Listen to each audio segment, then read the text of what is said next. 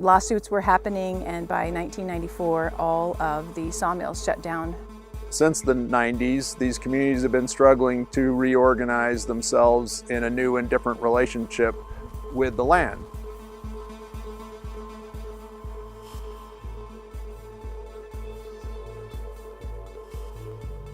A generation ago, federal policy changes led to the end of a decades-long program of aggressive timber cutting on public forests in the Northwest. Meanwhile, private investment in local economies shrank as local timber companies sold their forests to distant owners. Combined with a century of fire suppression, many communities found themselves on the economic and ecological edge. Local citizens in places like Wallawa County, Oregon, responded by launching a movement, a network of community-based organizations working to build a restoration economy, healing the land while putting local people back to work.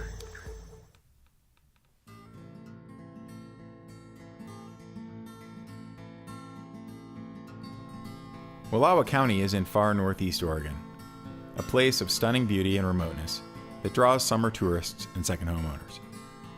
It also has a tradition as a working landscape, and the town of Enterprise and the surrounding communities have depended on the year-round economic health of ranching and logging for generations.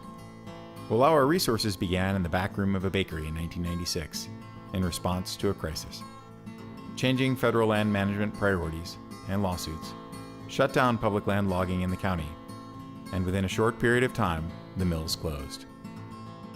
In the intervening 2 decades, Wallawa Resources has been a catalyst for change in the county, bringing people together around a shared idea of what the local economy can look like. Conflict around timber harvest created Wallawa Resources. In the late 80s, timber harvest was going pretty strong, and we had 3 active sawmills in the county. And in conflict between the environmental community and the natural resource producers about timber harvest, the levels of harvest, the type of harvest, the impact on the land, the benefit to the communities, all of that was, people were at odds. The ownership in Wallawa County is about 59% federal, and most of that managed by the Forest Service. So anything they do affects us here locally. And for a long time that was economics. We had 3 sawmills, 2 shifts each, a lot of people employed, a lot of loggers, and that went away. We no longer have a sawmill. There's the obvious economic impact, but what we've also found is that it has a very key link to the social fabric of the community. People like to go to the woods, and we've seen that time and time again, and it's multi-generational.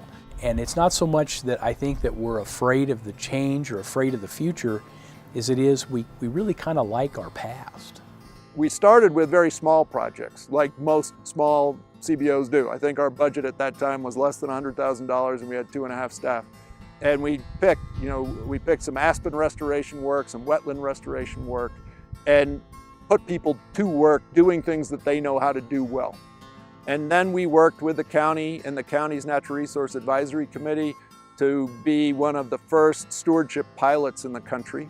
We all recognized that the scale of need on the landscape, but also the scale of need in our community, meant that we needed to think bigger. We launched an idea for a large watershed restoration strategy for Wallawa County.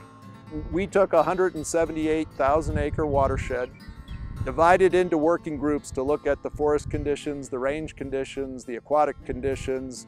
We did so in over about 5 years. We issued a number of timber sales and stewardship contracts, the first ones that had not been appealed for 10 or 15 years in the county. We also opened up 32 miles of native steelhead habitat by removing fish passage barriers and improving stream habitat. We dealt with noxious weeds, we did aspen restoration, we dealt with the road system, and we generated over $6 million worth of benefit to Wallawa County. These communities are historically very culturally tied to the landscape, and so they want to find economic opportunity that continues that relationship with the landscape. It transforms that relationship. That's about to the middle, and so then you break off the core by turning it back the other way, and you put the extractor in, and you push it in, because there's a piece of wood in there now, right? There's a core, and so then you pull it out, and you get Wallawa Resources runs a field school for 4th through 6th graders every year in the county. Their idea is to get students interested in their landscape and see the possibilities for future work in the woods.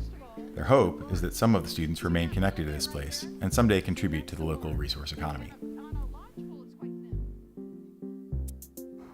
Wallawa Resources can stimulate and be a connector. So not only education, but what's a really big piece is making those connections so that opportunities that are there for young agrarians, young agricultural producers or foresters are connected with those maybe older folks who don't have the next generation to move on to, or for those jobs that are emerging.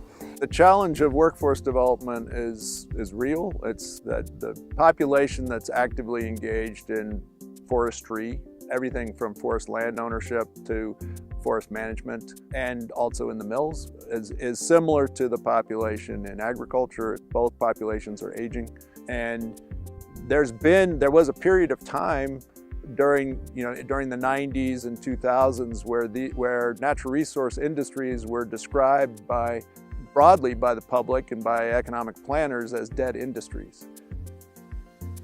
With each of its projects, Wallawa Resources tries to show that a modern rural economy can be tied to the land responsibly. The group has an entrepreneurial focus that seeks to create markets, develop technology, and provide access to capital for projects that connect local economic benefit with long-term ecological sustainability.